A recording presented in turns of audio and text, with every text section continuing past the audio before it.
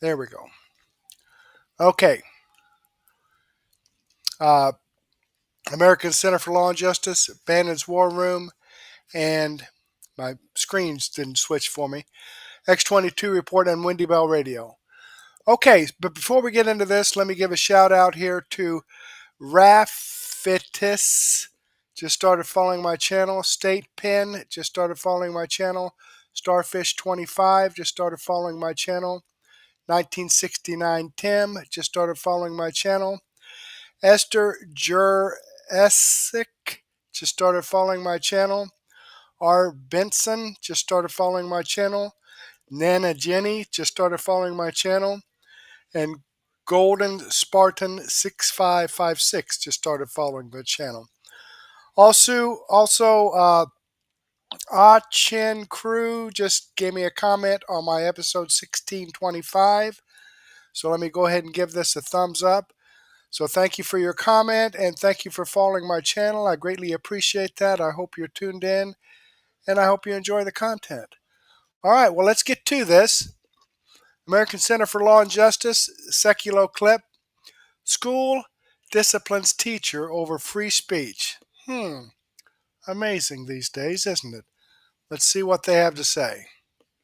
I did want to pivot a little bit to some of the work of the ACLJ. You know, as we said, as school season kind of kicked back in, and now we're honestly headed towards the back quarter of the year in terms of your semesters. You know, a lot of people are just back from fall break. You're going to have Christmas coming up, Thanksgiving holidays. And with that, we know comes a lot of conversations and maybe a lot of issues at schools.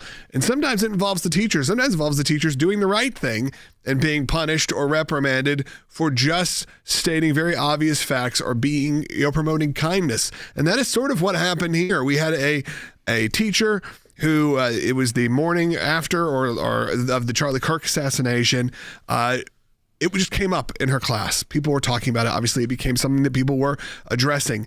And with that, they started talking about people who had been murdered, who had been assassinated for their beliefs, whether it was their political beliefs or their religious beliefs or whatever it may be. Well, and this teacher was actually teaching curriculum that was approved by the school board, all of this entire curriculum was approved because this was on this day. It's an 8th grade history teacher in Hawaii.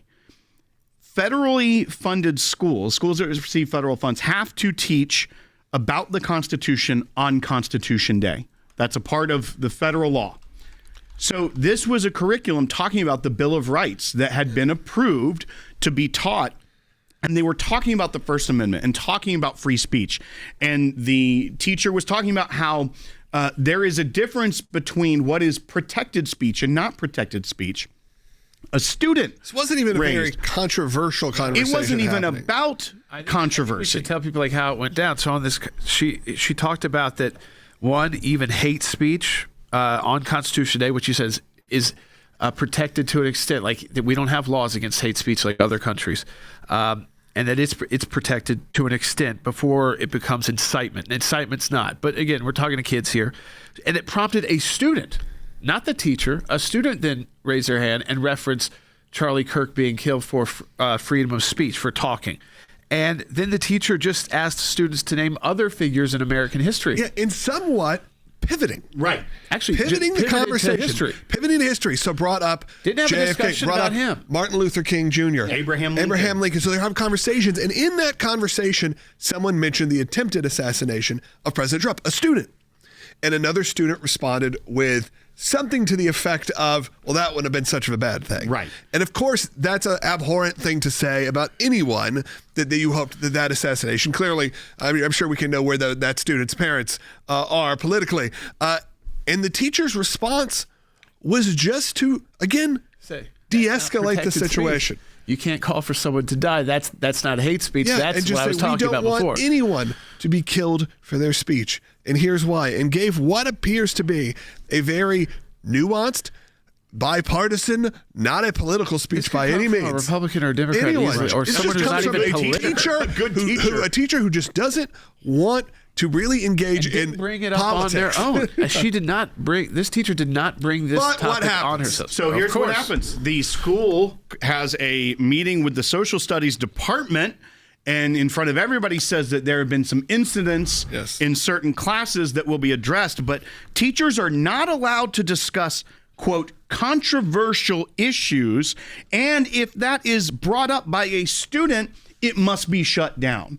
Now, then later, the teacher was called into a one-on-one meeting with the administration, and the vice principal told the parent, or told the teacher, that a parent of a student who wasn't even in the class called to complain and made it all about Charlie Kirk, not about the entire discussion and the things that were said even about President Trump. So then which was really the moment of the shutting or moving on the conversation and having a discussion was actually about someone, like a student, responding that it wouldn't have been bad for President Trump to have been assassinated. And clearly she or he was deciding to end this conversation and just say, no, that's not how we do things here in America. So the teacher gets a summary of the conference memo stating what the issue is, a reprimand placed into their file, and that if controversial issues arise spontaneously without administration approval and parent notification, discussion must be put to a stop immediately. Failure to comply with the above directives may result in disciplinary action. So this is silencing free speech. It's silencing academic freedom, and we are not going to let this go through. We have now sent a demand letter to the Department of Education in Hawaii that this be removed from the teacher's file, that they support and promote the First Amendment and the freedoms that are here. But there are so many constitutional violations here, Jordan, that they're the chilling effect on free speech. It also just doesn't feel ridiculous. All that controversial. It's not all that controversial that the news of the day is going to come up, and as a teacher, you have to know how to present the at least to respond appropriately. And what I'd like about this case, and sometimes, you have teachers that go rogue and do teach things that I think are very inappropriate, was this teacher really did the best they could to settle down the situation and move forward. But because likely it had to do with President Trump or Charlie Kirk or conservative-leaning people. What was she supposed to do then? Right. She did pivot. Yeah, no, they pivoted. As teachers, they pivoted.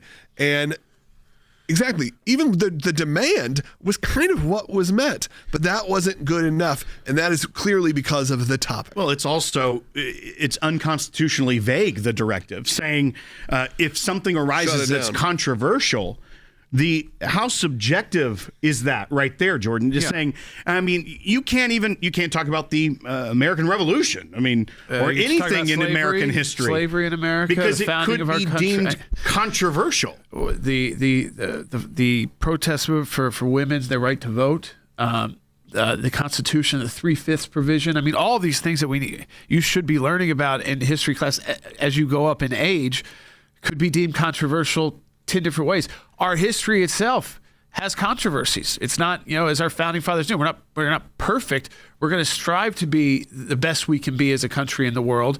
And I think we are, but that means always striving towards getting better and trying to pursue happiness, never really reaching full happiness, but pursuing happiness as a goal instead of pursuing just power and government strength. But this idea, again, of just these schools going overboard, what will happen is we'll just have no history taught. Is that what they want? That kind of has happened before. Except for America's bad. Remember that happened a few years ago where during COVID, it was like history classes got put on pause in Chicago because they were like, we don't know what kind of history is being taught here. With that being said, the ACLJ doesn't stop. And what is next is what is important, which is, of course, we are representing this teacher at zero cost to them because people like you donate and support. And that's great because you never know when you're going to need it yourself, because likely this teacher would not be able to afford, especially the legal minds that we have here, when you're able to be represented by the best of the best. But Jordan, I guess we could say what that next step is. Yeah, so what we're doing is they have a November 6th deadline to reply to our demand letter that says you remove the memo and that confirmation that teachers will not be forced to silence students during approved lessons, and that instruction on constitutional rights will not be deemed controversial. So they can avoid a lawsuit. 2 weeks. They have until November 6th. After that, we'll decide whether to file a formal complaint with the U.S. Department of Education, Office of Civil Rights, if they want to take it to the Trump bring it on. DOE. Bring that on. Bring it on. With that, we want you to support the work of the ACLJ. We are... Okay, so there you have it. I thought that was very interesting, and that's why I wanted to share it with you. Of course, this is Hawaii, a Democrat state. Now, I don't know if this teacher was necessarily a Democrat. It sounds like, they were right that they were trying, okay, all right, let's talk about this. Let's talk about this. And trying to keep it away from controversial conversation. But ACLJ is coming through, and let's click on this Rumble link and show you that this video does come from ACLJ, American Center for Law and Justice. This is a video I shared with you. I'm following their channel. I've given them a thumbs up. I hope you do the same thing for me. Okay, let's jump back here and see what we have going with Bannons War Room. All right, Dale Bigtree on his movie about vaccines and an inconvenient study. All right, well, let's see what that's all about. We are now the sickest country in the world. Yep. It is now believed that over 54% of our kids have a permanent chronic disease. Shouldn't we look closest at the one product designed to alter our immune system for life? There'd be one easy study to rule it out, the vaccinated versus unvaccinated study. As fate would have it, Dell met Marcus Servos. He agreed to do a vaxxed versus unvaxxed study. Kids that are vaccinated, it doesn't look so good. 4.47 times the amount. 5.5 times risk. 6 times increase. Amongst the unvaccinated group, there were 0. Like, if this is true, this is devastating. And it needs to be published. This is information the public should have had in 2020, and I forced the issue. Did you see how Ford responded? They said this report was not published because it did not meet the rigorous scientific standards we demand as a premier medical research institution. They have forced our hand. We're going to have to show them the footage. I'm going to bring hidden cameras and recording equipment so that no matter what happens at this dinner, I can prove it happened. Good to see you. What do you think about the study you guys have done? Well, I think it's a good study, but it does have limitations. Do you find any flaws in the study? I mean, is there a way they could do the study better? Not that I put it out just how it is. I don't want to say it's not the right thing to do. It's the right thing to do, but I just don't want to. Somebody's going to come back and they're going to say, the study is flawed. The unpublished Henry Ford analysis is fundamentally flawed. How about looking at this as important scientific information that can inform how the proper study should be done won't be taken like that? And then I can say, because there's a political agenda to it. Is what your study shows, is it important? Yeah, it is important. I'm just not going to do it. I'm not going to do it. If I can't get this study out, then what hope is there for every kid in the future? I said to you, if you do this study, you're going to come under fire. You said, I don't care about that. I'm all about the data, and I'm about to retire anyway. That's literally what you said. Yeah.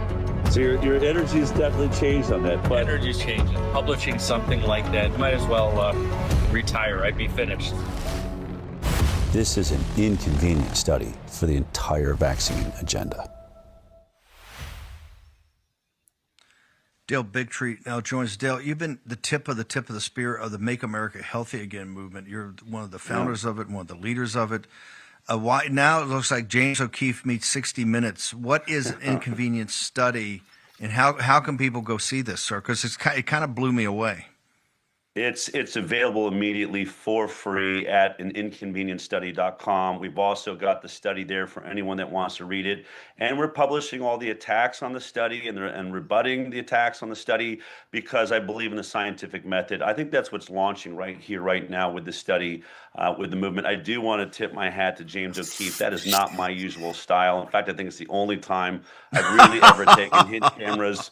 But it was important. I challenged Dr. Servos in 2016. If vaccines are so great, prove me wrong. Do a study comparing the vaccinated to the unvaccinated. This has always been the holy grail of the medical freedom movement. Why won't the CDC do this study? Why won't England do this? Why is no one comparing vaccinated to unvaccinated? So when I asked him at a dinner, someone introduced us back in 2016, would you do this study to prove us wrong? He said, yeah, I would do that study. So he ended up doing that study, and I had only one rule. Whatever the outcome, and I know he told me how biased he is. He loves vaccines. He even brags, I'm the reason everyone at Henry Ford Health is forcibly vaccinated with every vaccine. And so when he did the study, I just said, one rule, no matter what you find, you publish it.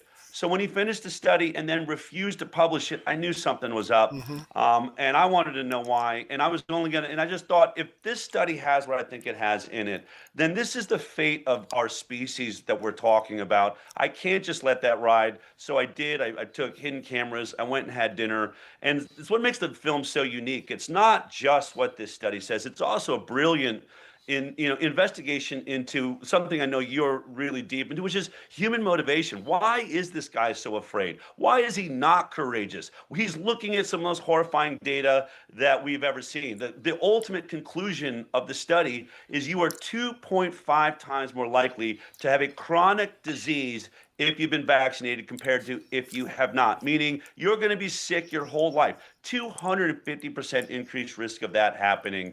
Other huge stats, 6 times the rate of neurodevelopmental disorders amongst the vaccinated compared to the unvaccinated, 4 times the rate of asthma, nearly 6 times the rate of autoimmune disease. Steve, like the rest of us, Henry Ford sent me a cease and desist letter. They're threatening to bring a defamation suit because they're saying that my point and what we show you in the film is we believe this study was only not published because of these horrifying results. They're saying that's defamation, that the only reason that it's not being published is because it's not a good study and it doesn't meet the scientific rigors that they demand. And that's exactly why I took hidden cameras. I had a feeling they would do that, and their head of infectious disease, their top scientist, world-renowned scientist, is saying, as you just saw, this is a good study, it's an important study, I'm just not going to publish it because I'll lose my career.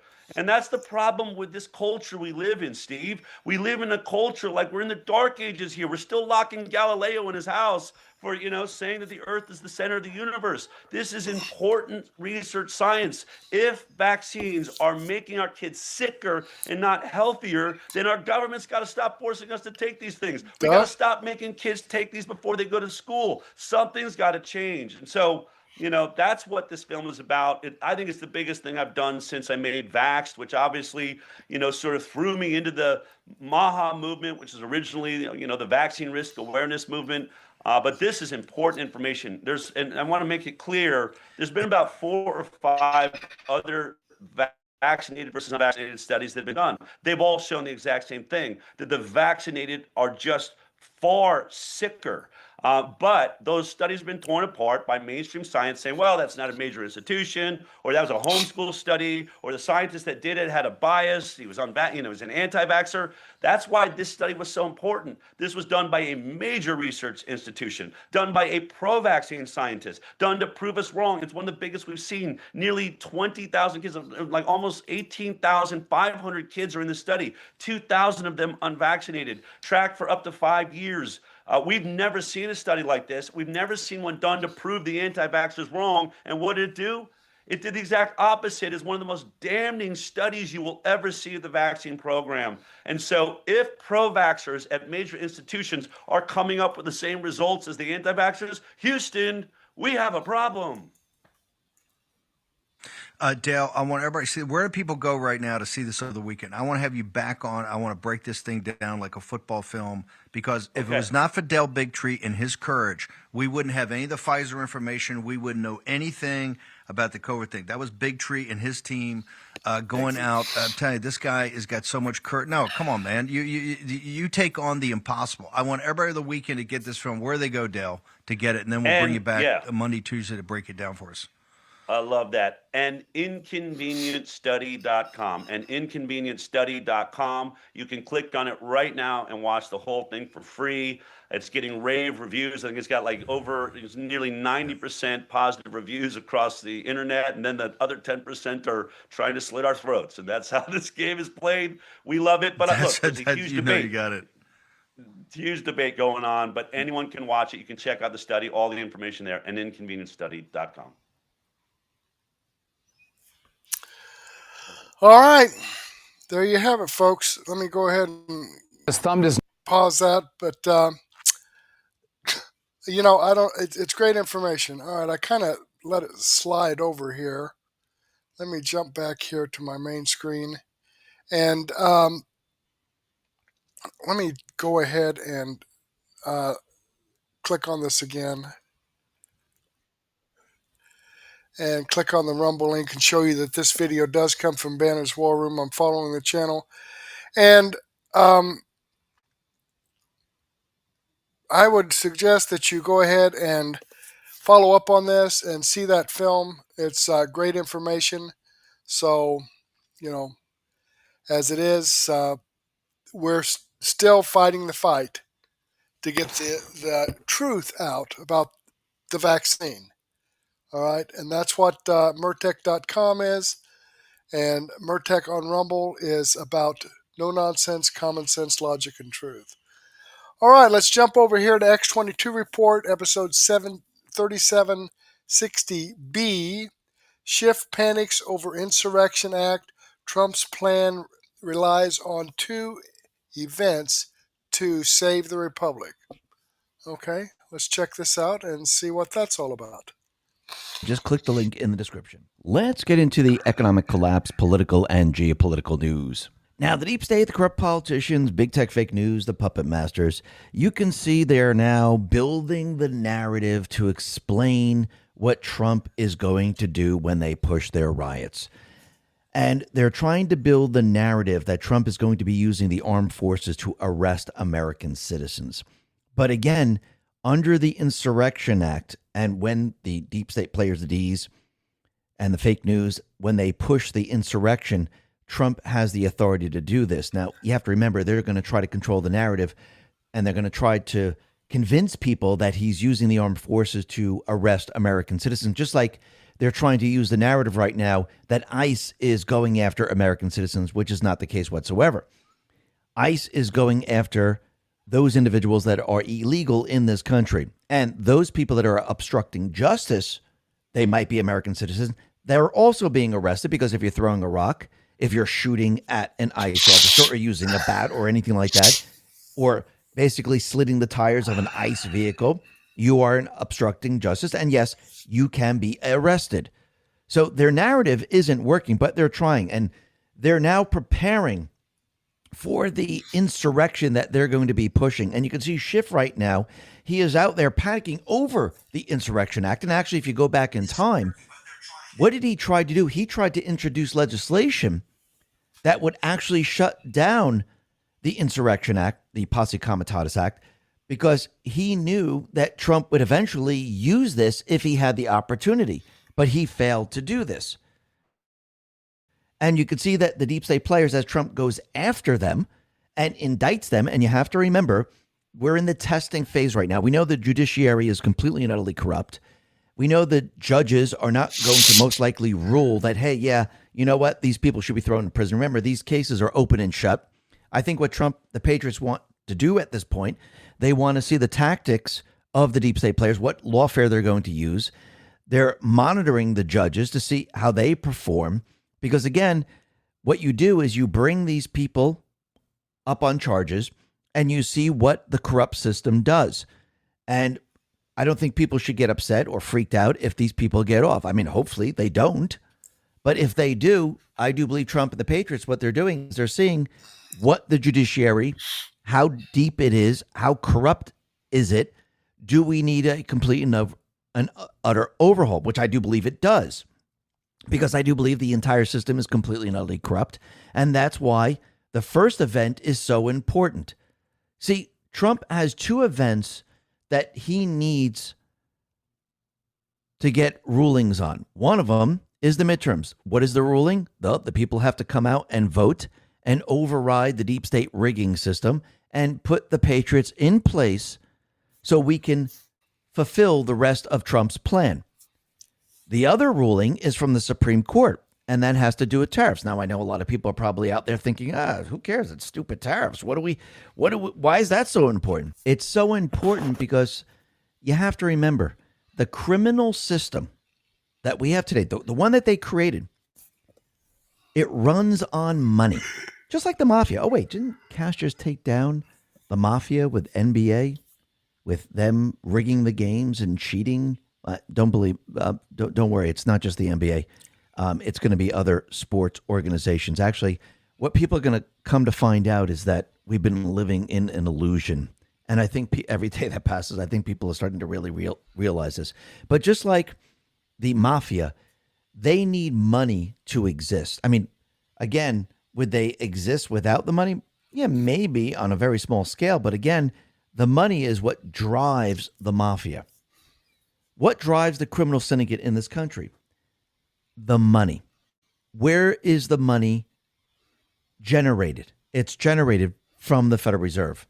That is the loan sharking system. It's the criminal system that was set up back in 1913. And you have to remember, this is the third one in this country. The first one, the charter ran out and Congress said, we're not doing that again.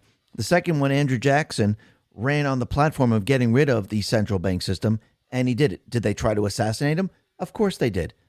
But he survived that. He was able to get rid of the central bank system. Trump, he said he was going to give back the control to the people of this country. He's going to save the republic. Well, it's not just by arresting a couple of people. He needs to give back control of the creation of currency. That has to return to the people. Actually, back in 1913, they basically violated the Constitution and created the third central bank in this country. At that point, the entire criminal syndicate was born. And it got bigger and bigger and bigger as time went on. So to actually return the country, the republic, to the people of this country, you need to remove that mechanism that allowed the criminal syndicate to be created in the first place. Yes, the arrests are important. Yes, having accountability is important. But again, if you don't go back to the source of what created all this, it will make a difference. If Trump left today, let's say he all of a sudden said, you know what, I can't be the president anymore, and he didn't fulfill his mission of getting rid of the Federal Reserve, I'm going to tell you what's going to happen. Everything is going to go back to the way it was. We have not completed the mission. Number one, we need the patriots in the House. We need them in the Senate. Why? Because if you want accountability and you want these people put behind bars, you need to wipe out the corrupt judiciary right now. And if you truly want full control of this country, you need to get rid of the Federal Reserve. Without these two things, Trump cannot return the power back to the people.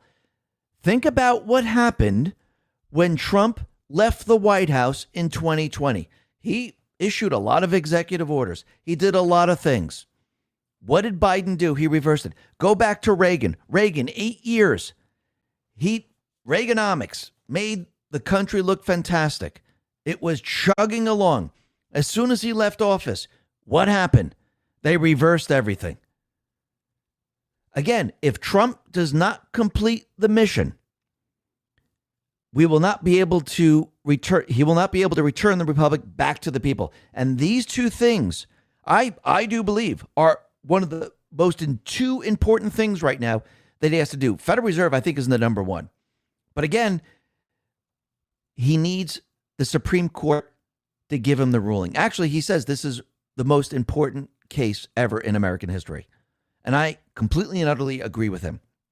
Because once he has that Supreme Court ruling, and remember, he does this on purpose, no deep state player, no lawfare tactic, no central banker can come in and say, you're not allowed to create a tariff system. Because remember, the tariff system is what's competing with the Federal Reserve. The Federal Reserve creates currency out of thin air.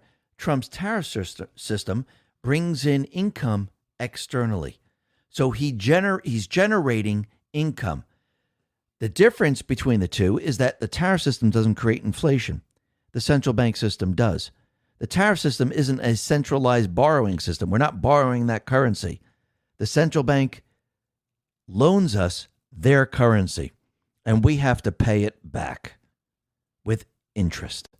And that's where the internal taxes come from. Okay, I'm going to put a correction in here. The Federal Reserve tells the Treasury to print so many billions, trillions of dollars. Then the Federal Reserve loans that money, which is not their money, to the United States at the going interest rate. We're paying over $1 trillion a year just in interest to the Federal Reserve, which is neither federal nor has any reserves because it orders the Treasury. And according to the way that this is written, the Treasury has to print the money, and then the Federal Reserve loans that money back to the United States. It's not even their intercoursing money. So yes, Trump, he has not completed the plan. If he finishes the 4 years, or maybe goes a little bit longer than that, or if whoever comes after him, if they don't complete the mission, everything I'd say probably in 5 years will go back to exactly the way it was. And I think this is why Trump is saying that this is one of the most important rulings ever. And I do believe it is, because we need to get rid of the Federal Reserve System. And yes, we will have accountability. See, everything else is an offshoot of that. When you look at, oh, wait, we need to arrest these people. Oh, we need to push, we need to expose Epstein and the pedo networks. Oh, we need to get rid of the trans. We need to get rid of, see, everything was created. Everything revolves around the money. Without the money, do you think the pedo networks can actually operate? Without the money, do you think they can launder the money? Do you think the NGOs would even exist? Without the money, do you think all the world organizations that they created, do you think they'd be operational? Without the money, do you think the UN would be operational the way it is today? Without the money, do you think the criminal syndicate could actually operate? No, without the money, it all goes away. And this is why Trump is letting everyone know that he needs that and he needs the Patriots in place. Because again, once he gets the ruling from the Supreme Court, he's pretty much set. He knows it. Once we win the midterms gives us the accountability. The ruling for the tariffs and his system that he's creating, which I call the parallel economic system, that gives us the ability to take back the republic. He needs these two things. We'll be discussing a lot more about this a little bit later. But first, let's talk about what is happening with the illegals right now, because you have to remember, the illegals is what allows the deep state players to rig the elections and install their people. And you could see that the deep state players, the fake news, the Ds, they're now panicking because every day that passes, people are learning more and more of how dangerous and how we need to get rid of the illegals. And it's not working in the favor of the Ds or the deep state players. New York Post put this article out and said, damning DOT report blames Newsom for illegal immigrant truckers' deadly California crash. Ryan Savendra says California Governor Gavin Newsom violated federal law by upgrading the driver's license of the illegal migrant trucker accused of causing a horrific drug-fueled pileup that killed 3 people and wounded several others. And this individual, he was able to get a real ID, a CDL license in California. Bill Malugan put this out and said the following. An official with the California State Transportation Agency confirms that Indian illegal alien truck driver Singh's California CDL is also a federal real ID, which he was entitled to receive given the federal government's confirmation of his legal status.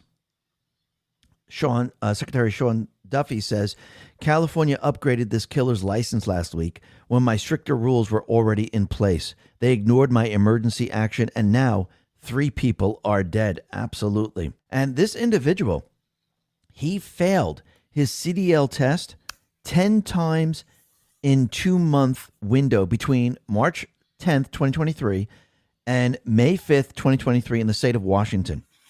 Additionally, Singh also failed his air brakes knowledge test twice, and that the Washington company that provided Singh's behind-the-wheel CDL training attested he could speak English proficiently when he couldn't. The Florida AG investigation is ongoing, and I'm told there's more to come. And once again, if you look at Gavin Newsom, he gave out, and Wilkins put this out, he gave out 62,000 CDLs to illegals. He's a criminal, just like every single one of these individuals that are defending the illegals. Think about what they've been doing here. In the end, the people will understand and they will know these people as criminals. They're in line with the criminal syndicate. They're in line with the illegals, which are criminals. In the end, they're all going to be held accountable. We can only hope that they'll be held accountable. I mean, the only way to do it is start right at the low level. Somebody, signature or stamp, is on the record of who actually approved this person's license. You need to go to that person. You need to find out who gave you the authority to approve this license. Oh, you did it on your own? Okay, well, if you don't mind, you'll need to come with us and answer a few more questions. Oh, it was so-and-so that gave you the authority to do it? Then you go to that person. This person down here that you first talked to, it still has to be responsible. But this next person then, you ask, okay, so where did you get the authority to allow this person to give this illegal alien a CDL license? Oh, you did this on your own? Well, then you'll have to come with us. Oh, no, it was somebody else? Okay, well, who is it? Finally, you'll get up to whoever started it. Now, whether this will happen or not, I don't know. There's so much red tape and graft and corruption still in the government, even at the federal level. Who knows if anyone will ever be held accountable for this. Let me click on the Rumble link and show you that this video does come from X22 Report. I'm following his channel. I've given him a thumbs up. I hope you do the same thing for me. Okay, let's come back here and have some information from Wendy Bell. I'm sure a lot of you have been waiting for this. Taking out the trash. We're going to start this right after her Pledge of Allegiance. So here we go. Oh, Oops, welcome. Wait just a minute. Let me get back here. That's a Doug in Exile video that I believe I shared last night. But let's come over here, and just another example of how these videos that I share with you are videos that I've posted here at Murtech.com. But I will update the description box with the correct link to this video. But in the meantime, let's go ahead and take a listen. You know, it was a beautiful weekend here in southwestern land before time. It is what I lovingly refer to as the Commonwealth of Pennsylvania. It is a walking kind of contradiction, if you will, as states might come. Absolutely beautiful. 12.8 million people, a lot of salt of the earth, wonderful people, really bad management, terrible Democrat leadership. And it continually is reelected as shiny new objects with the same Democrat Party after their name, promise the sky and deliver next to nothing. If anything, in this community where I live, in my southwestern slice of Pennsylvania, Pittsburgh, you look around and you got to wonder what the hell your money goes to. We have a new county executive, relatively, whose championing battle cry was that she was a freaking socialist who wanted to raise everybody's property taxes by 1/3. And like morons, my Democrat neighbors thought that sounded totally reasonable. Really. Well, you would think with taxes, with all the things that we pay for the privilege of having people who are not that intelligent promise us the sky and then prove to us on day one how woefully ill-equipped they are, everything starts to fall apart. My husband Joe and I decided we were going to try to get a jump on a little bit of the holiday shopping. We had kind of this window of opportunity, nothing going on Saturday.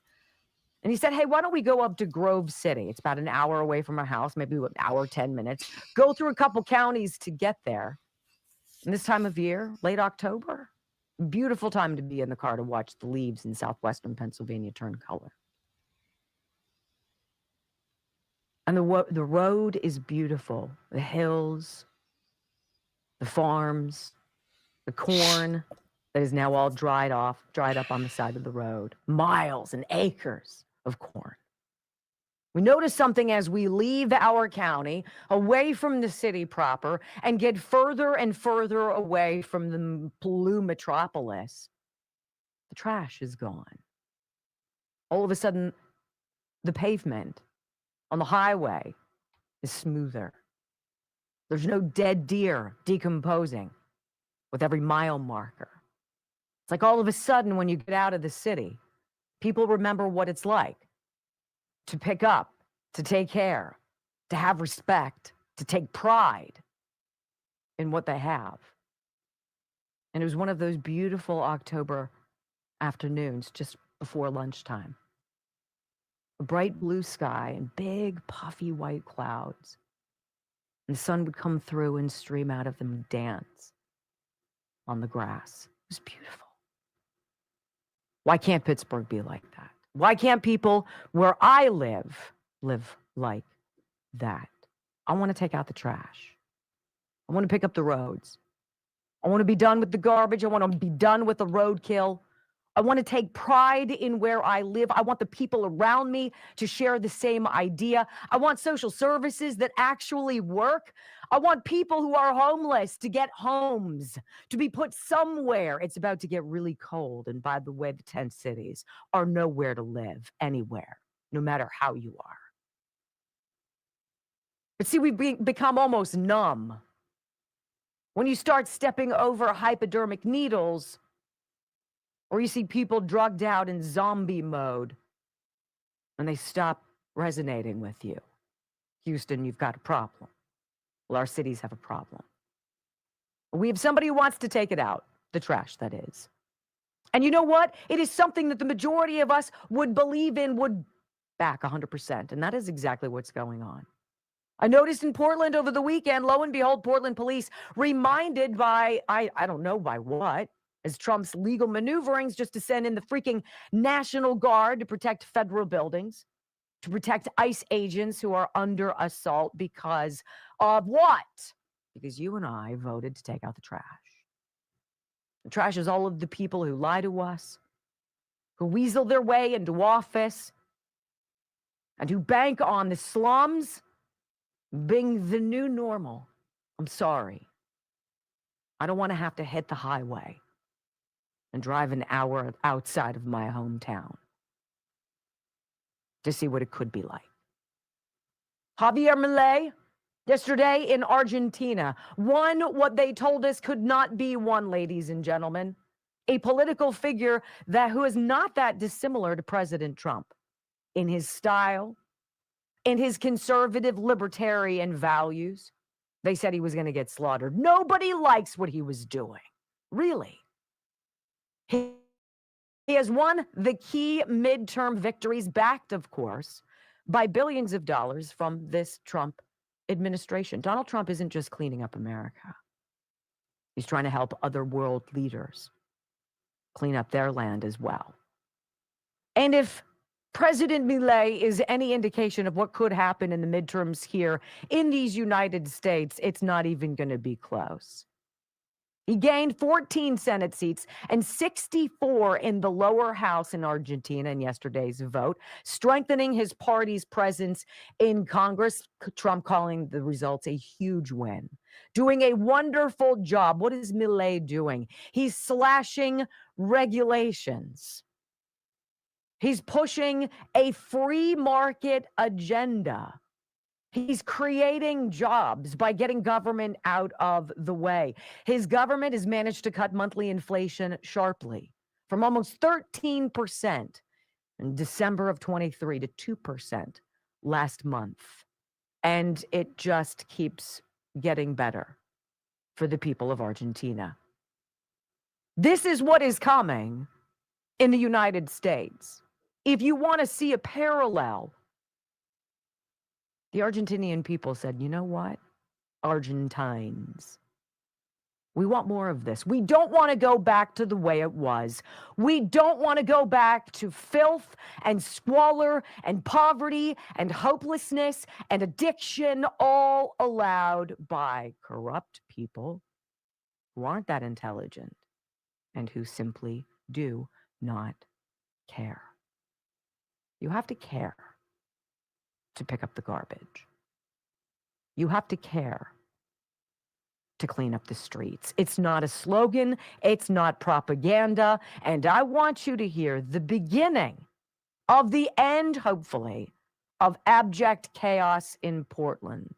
But listen closely to this young female officer, trying to explain to the people of Antifa who are blocking the sidewalk and the street outside that Portland ICE facility. You know what? We're going to actually start doing our jobs. Does this sound like the kind of police presence, though, that you would expect after months of terror? Listen. Hey, we're just out here making sure that everybody gets their fair kind of warning. So we haven't really been enforcing the little chippy stuff very frequently. You know, drinking in public, disorderly conduct, things like that that seem a little bit more low level and more frequent out here. We're just kind of coming through, making sure everybody understands that we're going to start enforcing those things.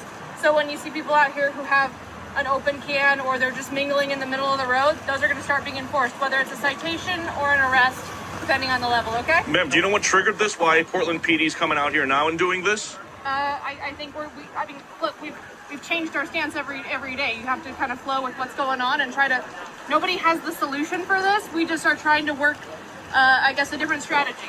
Okay, thank you. Yeah. Is a solution to this, young lady. And you should have learned that whatever academy you went to before you got a badge. It's called law and order. You are the law, create the order.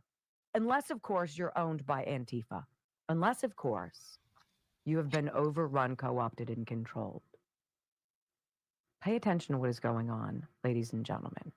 The blue cities that are resistant to President Trump doing anything to take out the trash, whether they be illegal aliens, whether they be criminals, whether they be drug dealers, whether they be human traffickers, whether they be Antifa with a little bit of all rolled into one. This president is saying 80 million people voted to take out the garbage. Now you can go, or we can do it for you. Huh. Amazing. And then this morning, poof, like that, it's clean. What's going on, ladies and gentlemen? Let's talk more about it. Schumer shut down, what is it, day 25? It continues, but the Democrats realize they've actually gone too far.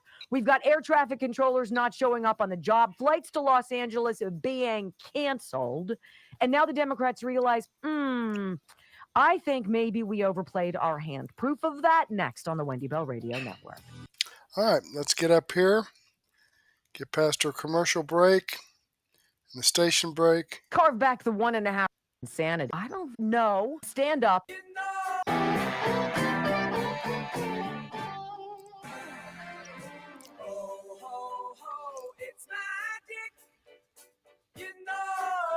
Well, welcome back to the Wendy Bell Radio program. You know, sometimes all we need is somebody who's willing to grow a pair and stand up and say, no. In fact, no. That isn't what we're going to be doing. No. We're not going to agree to that. No. We don't want to sit down and compromise with you. No. There is no negotiation. And no. I don't think you're going to claw your way back from this debacle, Democratic Party. So Senator Chris Murphy, who's been one of the de facto voices of progressive insanity, who cares more about criminal, illegal alien, gang-banging, wife-beating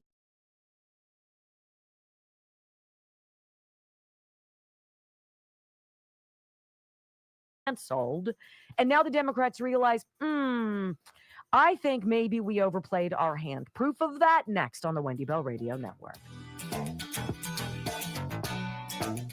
Oh, sorry, folks. I don't know what happened there. Just had like a freak out on me. Okay, let's get up here and try it One again. at the bottom here. Come on. Holy smokes. Put it in perplexity. Oh.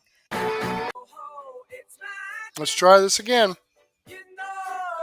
Well, welcome back to the Wendy Bell Radio program. You know, sometimes all we need is somebody who's willing to grow a pair and stand up and say, no. In fact, no. That isn't what we're going to be doing. No. We're not going to agree to that. No. We don't want to sit down and compromise with you. No. There is no negotiation. And no. I don't think you're going to claw your way back from this debacle, Democratic Party. So Senator Chris Murphy, who's been one of the de facto voices of progressive insanity, who cares more about criminal, illegal alien, gang-banging, wife-beating human traffickers, right, along with Chris Van Hollen, than he cares about you. And he's like, you know what? Maybe we pushed this a little far. Let's carve back the $1.5 trillion we were trying to stuff into our proposal or rebuttal to the continuing resolution that happened, I don't know, last month.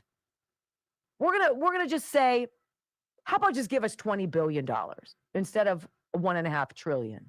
And he doesn't understand that this is a president who has no problem saying, no. There is no reasoning with crazy and with corrupt. Senator Chris Murphy suggests Dems could end shutdown if GOP agrees to a $20 billion deal, far less than the prior $1.5 trillion ask. Oh, goody.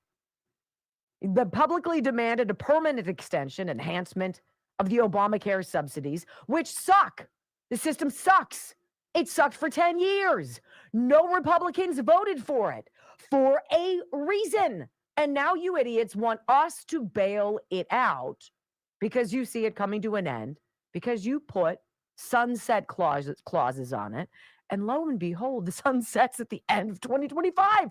Not our problem. Period.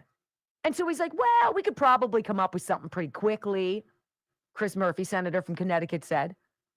He said the president just announced $20 billion going to bail out the Argentinian economy. It's not a bailout. It's a mutual investment. It's an alliance. And you're not part of it, Chris. Meanwhile, in another slice of crazy, I want you to hear Hakeem Jeffries. That this guy is the top-ranking House Democrat, to me, is absolutely baffling. You know that they're desperate. You know that you've got the Supplemental Nutrition Assistance Program, SNAP, which millions of women and children rely on, coming to an end in terms of funding. You know that the military is going to be funded through the end of this month, but come the next 2-week term into mid-November, where are we going to get that money? You've got air traffic controllers now calling in sick because they can't work for free. They've got to go hustle other side jobs to try to get something coming in. And so what did Sean Duffy have to do? For a couple hours on Friday, they had to basically ground all flights to LAX. There aren't the people to protect the skies. This isn't some freaking game, Chuck Schumer. This isn't a game, Hakeem. And yet he's treating it as such.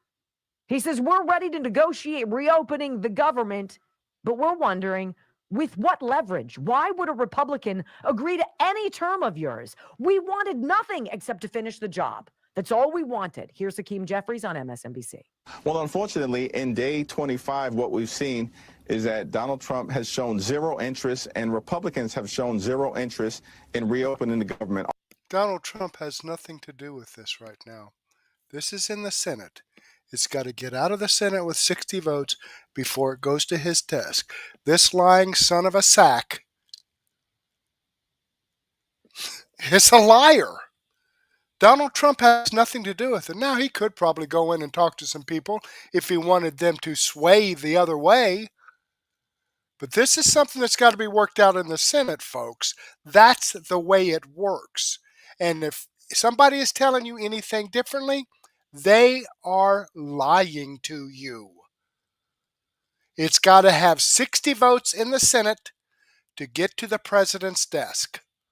And then, if he decides to sign it, fine. If he decides to veto it, then it goes all the way back. So at this point, it's not in Donald Trump's lap. It's in the Senate's lap. And this guy from the House of Representatives, the minority leader, obviously doesn't know how politics works. Our view from the beginning, Leader Schumer, Senate Democrats, House Democrats, we've all made clear that we will sit down with anyone, anytime, any place, either at the Capitol or back at the White House to negotiate a bipartisan agreement that actually meets the needs of the American people. But at the same time, we have to decisively address the Republican health care crisis because it is crushing everyday Americans, working class Americans, and middle class Americans. Isn't that sneaky By the way, he's lying again. and slimy how he slides that in there? See, it's not for the benefit of America, Hakeem, when you're trying to give $200 billion in health care to people who broke the law to get here. When you want us to pay for a standard of care for people who are illegally in this country that's better than what we can give our own children. Do you hear how ridiculous? He does not. Donald Trump and the Republicans have zero interest in reopening the government. Not true, Hakeem. We have zero interest in negotiating with people who come to the table with a non-starter. And your starters after that have been just as bad.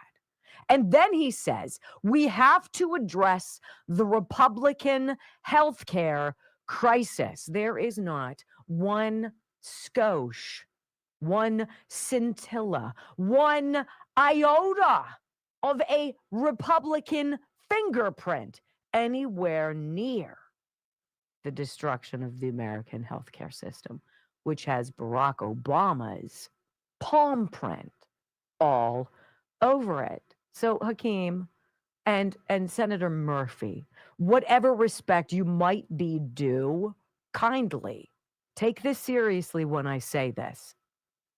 Suck it. We're taking out the trash. And if that means exposing you for being the craven political operatives that you are, who are more interested in staying in power than doing what's right by the American people, we will pass you by. All right, Okay, I'm going to pause it there. And, I had to share that to you because, man, they just keep lying. And they don't know how government works. Donald Trump, at this point, has nothing to do with it, other maybe than a little influence here or there. But he's not willing to spend extra money on bullshit stuff that the Democrats want so that they can filter it back in to buy votes for this next election. He's not interested in doing that. And I voted for that, okay? And I hope you did too. Let me click on this Rumble link and show you that this video does come from Wendy Bell Radio. I'm following her channel. I've given her a thumbs up. I hope you do the same thing for me. In the meantime, let me go ahead and share some information here with you from Crypto.com. Very interesting information. Let's be clear, cryptocurrency is no longer emerging, it's here. And this latest move cements that reality in the biggest way yet. Trump Media Group just inked a massive $6.4 billion deal with Crypto.com, the world's top crypto platform. They're teaming up to scoop up $6.4 billion in CRO, the powerhouse token that fuels fast, low-fee DeFi, staking rewards, and real-world perks like cashback on your spends to launch America's first CRO treasury. When it's done, this new company will be the biggest CRO holder out there. Want in on the action? Head to Crypto.com today and grab some CRO. Let's make crypto great again.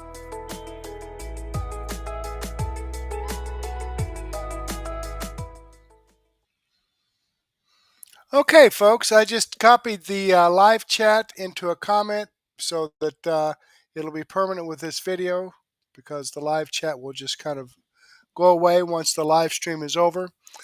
And I'll remind you here, folks, that these videos that I shared with you tonight are videos that come directly from the producers. Okay, I have the links to the videos in here and the links to the producers' channels. These videos that I shared with you are also videos that I've posted on Murtech.com. Here's the video from X22 report that I shared with you. The video from Wendy Bell. Right up here's the video from Bannons War Room that I shared with you. And from ACLJ Sekulow. But unfortunately, I don't have time to share all this information with you. Over 55 great videos, variety of information from a wide variety of producers. So I will have my daily news wrap-up coming up about 9:30. But before we get into that, I want to do a quick refresh here on this screen. And pause coming up about 9:30. Okay, and looks like I've had 128 people look at this video so far. I've got 27 people watching right now. and I've got 6 thumbs up. So, if I could get 21 of you to slide down here and give me a thumbs up, that would be absolutely fantastic. I would greatly appreciate that. So, with that being said, getting back here to my main screen, let me go ahead. You take a break, grab a donut and a cup of coffee or a sandwich and a soft drink or a beer. And let me go ahead and update my playlist. Right now I've got over 60 videos in there. Update my playlist and let me get Rumble Studio all set up for my daily news wrap up. And come back and we'll get this going. But in the meantime, I do want to thank you for your time. Hopefully, I will get to see you again later. And may God bless.